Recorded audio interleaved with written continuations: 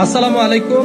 28 উত্তরপাড়া জাগ্রত তরুণ সংগঠনের পক্ষ থেকে পবিত্র ঈদ উল ফিতর উপলক্ষে ঈদ উপহার সংগঠনের কার্যালয় থেকে আজকে দেওয়া হচ্ছে। আপনারা জানেন 80টি পরিবারের মাঝে পেঁয়াজ 2 কেজি, চিনি 1 কেজি, মসুর ডাল 1 কেজি, তেল 1 কেজি, ডিবির দুধ 1টি, সেমাই 500 গ্রাম, নুডলস 2 প্যাকেট। আলহামদুলিল্লাহ, তারা প্রতি বছরের ন্যায় এবছর একটি সুন্দর ঈদ সামগ্রী দিয়ে আজকে আমাদের সাধারণ মানুষের মুখে হাসি ফুটানোর জন্য কাজ করে যাচ্ছে। আল্লাহ পাক যেন এই সংগঠনকে সবসময় ভালো কাজে কবুল করে। এই সংগঠনের জন্য আপনারা সকলে দোয়া করবেন, এই সংগঠনটি যেন আরো ভালো কাজ করতে পারে। থেকে একটা পদচারণা সমাজের প্রতিটি দুস্থ অসহায় পরিবারের মাঝে আমাদের এই সংগঠন থেকে আমরা যতটুকু পারি ত্রাণ এবং বিভিন্ন সাহায্য সহযোগিতা পৌঁছে দেওয়ার জন্যই আমাদের কার্যক্রম।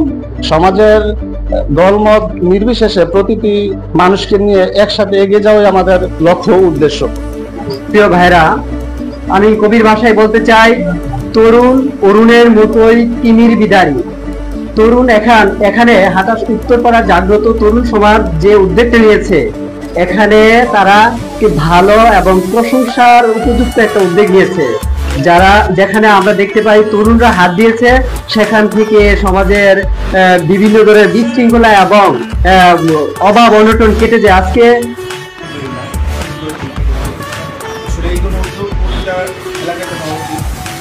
আশা করবো সামনে ইনশাআল্লাহ এই উদ্যোগটা আরো বড় আকারে এবং অনেক মানুষজনের কাছে পৌঁছে যেতে পারি। আলহামদুলিল্লাহ ভাই, আপনার এই সংগঠনে এই কাজগুলো করতে পেরে সবাইকে পাশে পেয়ে কেমন লাগছে? আলহামদুলিল্লাহ, আমরা এই সমাজের মানুষ, আমরা যেন একতাবদ্ধ হয়ে হাতে কাঁধ মিলিয়ে কাজ করতে পারি, সবাই যেন একতাবদ্ধ থাকতে পারি। আসলে আমরা এই সংগঠনটি শুরু লগ্ন থেকে আজ পর্যন্ত বিগত বছরের ন্যায় এবার ইনশাআল্লাহ 80টি পরিবারকে এই সামগ্রী উপহার দেওয়ার জন্য আমরা 28 উত্তরপাড়া জাগ্রত তরুণ সংগঠন যে একটি মহৎ উদ্যোগ নিয়েছেন, আমি এদের নাম না বললেই হয়।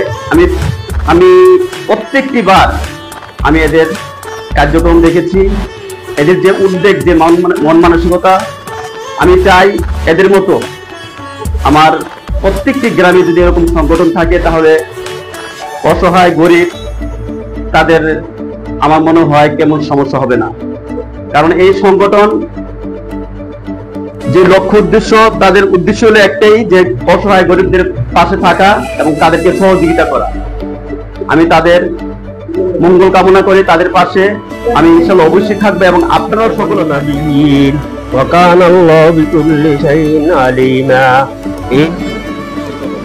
28 উত্তরপাড়া জাগ্রত তরুণ সংঘের সকলের আমরা দীর্ঘায়ু সুস্বাস্থ্য কামনা করি এবং এই সংগঠনকে যারা সার্বিকভাবে সহযোগিতা করছে, বিশেষ করে প্রবাসী এবং দেশের সাধারণ মানুষ, তাদের সবার সুস্বাস্থ্য দীর্ঘায়ু কামনা করছি। আমরা সবাই মিলে সবাইকে বলে দেবো ঈদ মোবারক।